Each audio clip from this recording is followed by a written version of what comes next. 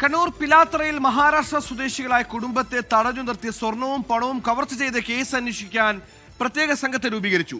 പയ്യന്നൂർ ഡിവൈഎസ്പിയുടെ നേതൃത്വത്തിലുള്ള 15-അംഗ സംഘമാണ് കേസ് അന്വേഷിക്കുക. അതിനിടെ കാർ ഉടമ അശോക് യശ്വന്തിനെ റൂറൽ എസ്പിയുടെ നേതൃത്വത്തിൽ പോലീസ് വീണ്ടും ചോദ്യം ചെയ്തു. മൊഴികളിൽ വൈരുദ്ധ്യമുണ്ടെന്നാണ് പോലീസ് പറയുന്നത്.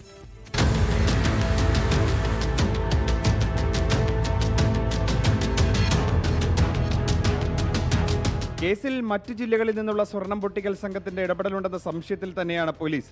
ഇതിനെ തുടർന്നാണ് പ്രത്യേക സംഘത്തെ അന്വേഷണം ഏൽപ്പിക്കുന്നത്. പയ്യന്നൂർ ഡിവൈഎസ്പി ഉൾപ്പെടെ 15 പേരാണ് സംഘത്തിലുള്ളത്. അതിനിടെ കാറിലുണ്ടായിരുന്ന സ്വർണ്ണ വ്യാപാരികളെ വീണ്ടും ചോദ്യം ചെയ്തെങ്കിലും ഇവരുടെ മൊഴികളിൽ വൈരുദ്ധ്യമുണ്ടെന്നാണ് പോലീസ് പറയുന്നത്.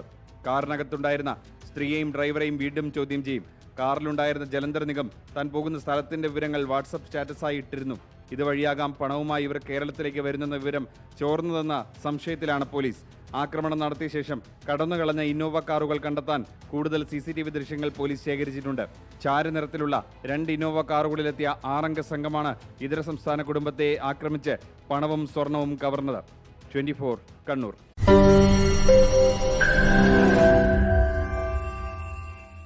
ലോകത്തെവിടെയായാലും ഏത് സമയത്തും 24 വാർത്തകളും ഓഗ്മെന്റഡ് റിയാലിറ്റി പാക്കേജുകളും എക്സ്പ്ലെയിനറുകളും വിശദമായി കാണാൻ ഞങ്ങളുടെ YouTube ചാനൽ നിങ്ങൾക്ക് സബ്സ്ക്രൈബ് ചെയ്യാം.